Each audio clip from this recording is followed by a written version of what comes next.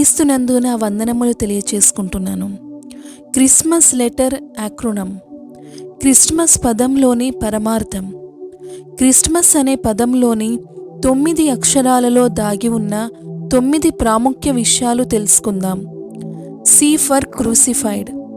సిలువలో తన రక్తమును కార్చి దేవునితో మనలను సమాధానపరచుటకు యేసుక్రీస్తు వారు ఈ లోకమునకు వచ్చెను.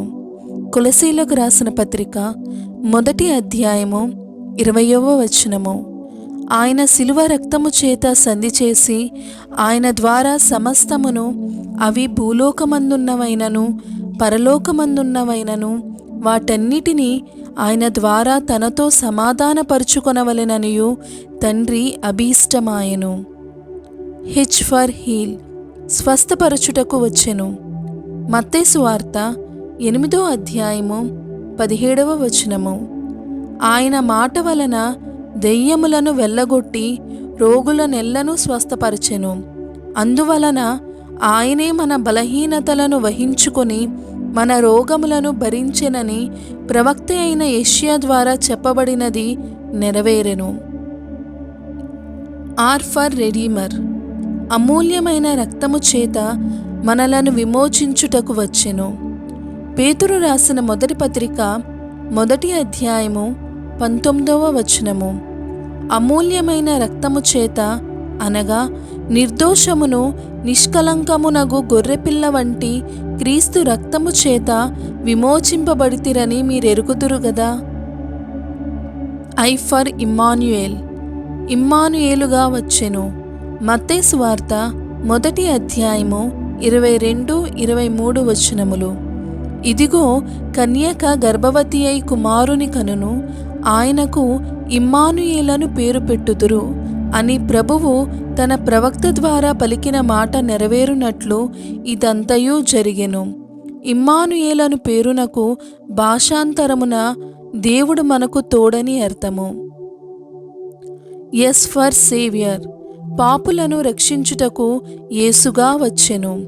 మత్తయి సువార్త 1వ అధ్యాయము 21వ వచనము.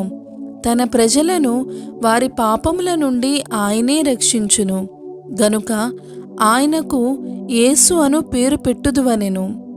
యేసు అను శబ్దమునకు రక్షకుడని అర్థము. Tea for teach. ఆత్మలను రక్షించే శక్తిగల వాక్యమును బోధించుటకు వచ్చెను. మత్తయి సువార్త 7వ అధ్యాయము 29వ వచనము. ఏలయనగా ఆయన వారి శాస్త్రుల వలె కాక అధికారము గలవాని వలె వారికి బోధించెను. M for minister. పరిచారం చేయుటకు వచ్చెను. మత్తయి సువార్త 20వ అధ్యాయము 28వ వచనము. అలాగే మనుష్య కుమారుడు పరిచారము చేయించుకొనుటకు రాలేదు గాని పరిచారము చేయుటకు వచ్చెనని చెప్పెను. A for anointed. అభిషిక్తుడుగా వచ్చెను. మత్తయి సువార్త 1వ అధ్యాయము 1వ వచనము. క్రీస్తు అను శబ్దమునకు అభిషిక్తుడని అర్థము. S for son of God. యేసుక్రీస్తు వారు దేవుని అద్వితీయ కుమారుడు. యోహాను సువార్త 3వ అధ్యాయము 16వ వచనము.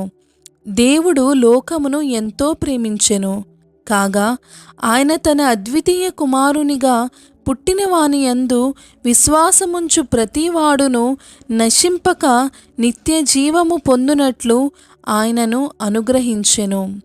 ఆమెన్.